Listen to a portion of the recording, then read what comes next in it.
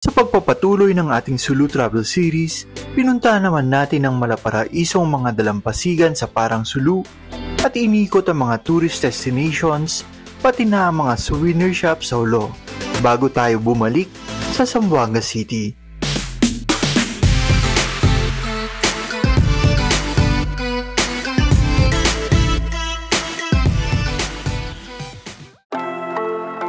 Kung beach lang din naman ang pag-uusapan, hindi papahuli ang Sulu. Narito ang maituturing kong isa sa pinakamagagandang beach destinations sa buong Pilipinas.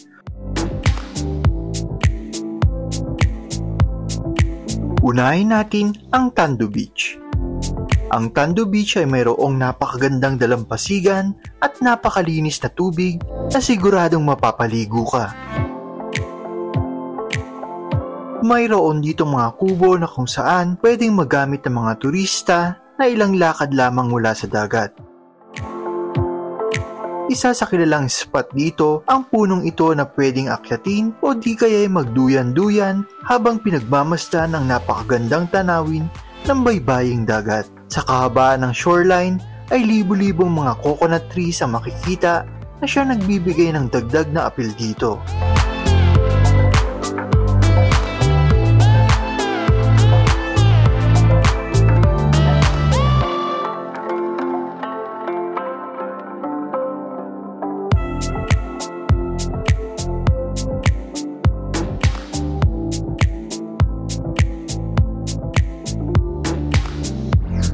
At syempre, sa ganitong kagandang lugar, mas masarap at masaya pagkasama ang mga gaya natin na hilig ang paglilibot sa magagandang tourist destinations dito sa Pilipinas. Sila po yung mga kasama natin sa tour natin for 2 days. Ayan, mga taga Zamboanga Cebu guys, sa Cebu, sa Manila meron din. Ayan. Hello po. Shoutout po. Hi, what's up? We're at Parang Sulu. How do you do? Hi guys. Welcome, candidates from the Philippines. Tita V. Bang Bang Song 19! Sumunod nating pinuntahan ang Biradali Beach. Walking distance lamang mula sa Tando Beach. Dito nakita natin ang ilan sa mga residente na nag-harvest ng mga seaweeds na kanilang ibinibenta upang maging food and industrial products. Para sa palad eh. Parang inaano lang siya ba? Parang pinatanim mo. Okay. Yan yung mga culture na ginagawa ng mga chinilas. Sa Biradali ay mas tahimik at kakaunti pa lang ang mga turista, pero ang angking ganda naman nito ay hindi rin mapapantayan. Ito ay kilala sa mahabang concrete bridge na nagsisilbi ding pantalan para sa maliliit na bangka.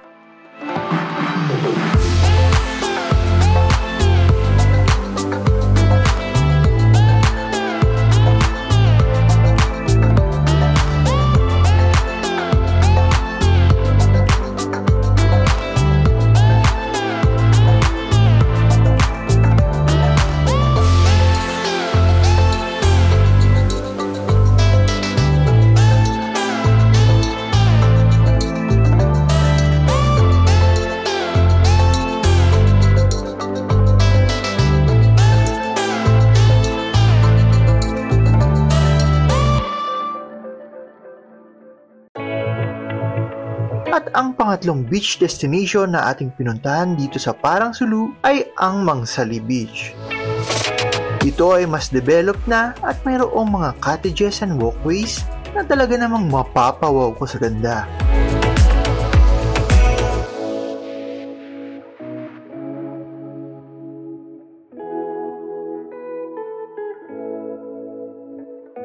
Hile-hilera ang mga beach huts dito at mas maraming turista ang kayang i-accommodate.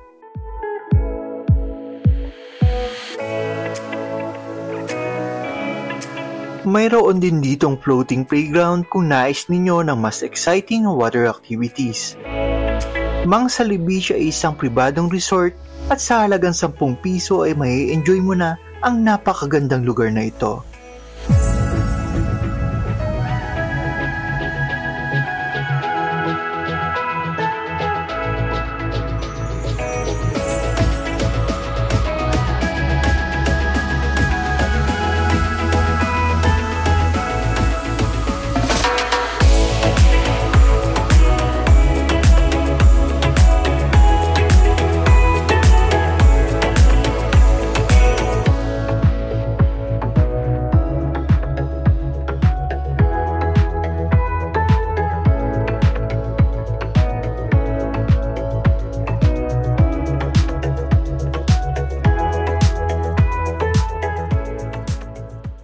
After natin mag-beach hopping, pumunta naman tayo sa barangay Gimba, Lagasan upang bisitahin ang Livelihood Hablon Center, isang komunidad na gumagawa ng mga makukulay na pisyabit, kambut at iba pang mga hand-woven products. Mabusisi at mahaba ang oras na gugugulin, mabuo lamang ang isang piraso nito na tiyaga at pawis ang puhunan. Mayroon namang mga yari ng produkto na pwede ninyong bilhin para hindi na kailangang mag-antay matapos ang manong-manong paghahabi nito.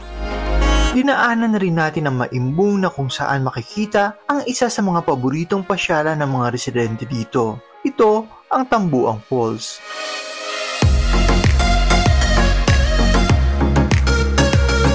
At dahil araw ng linggo noon, kitang-kita ang dami ng mga turista dito na masayang naliligo sa malinis na tubig ng Tambuang Falls.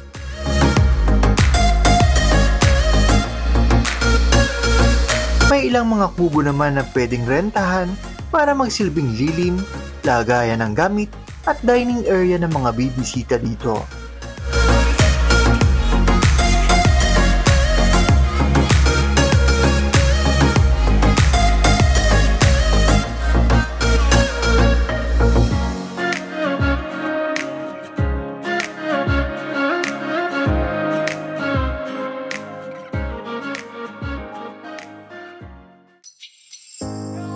Pabalik sa bayan ng Hulo, dinaanan din natin ang Budatu sa barangay Tagbak sa Indanan na kilala sa may magandang overlooking view. Ito ay may humigit kumulang na 200 meters above sea level ang taas na siya ding kampo militar, ang Camp Budatu. Dito din makikita ang Starbucks Coffee na kung saan iisipin mo ang halos pagkakahawig nito sa kilalang coffee shop dito sa Pilipinas. At bago matapos ang ating tour sa Sulu, nilibot na rin natin ang pinakasentro ng bayan ng Hulo.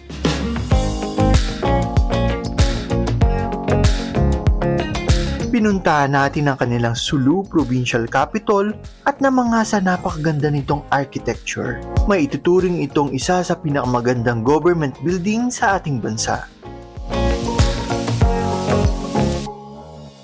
Pinasok din natin ang National Museum na punong-puno naman ng mga makabuluhang impormasyon patungkol sa history ng Sulu at mga mahalagang artifacts nito. Binisita din natin ang oldest and biggest mosque dito, ang Masjid Tulay or Tulay Central Mosque.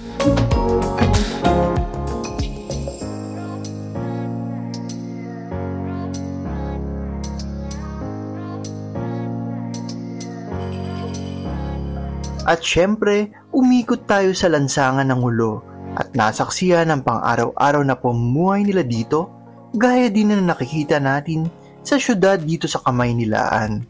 Maingay, abala ang mga tao sa kani-kanilang lakarin.